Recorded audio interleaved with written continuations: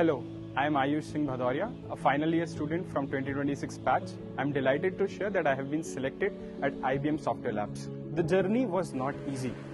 Balancing academics with continuous skill development and placement preparation was a challenging task.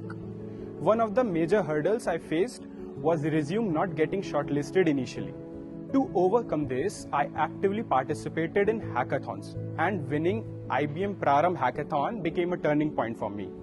It helped me get scheduled for interviews directly at IBM Software Labs. Throughout my journey, PSIT Kanpur supported me with consistent guidance and encouragement at every stage. Finally, as the industry shifts towards skill-based hiring, I strongly believe students should shift their focus on showcasing their skills through hackathons and competitive platforms.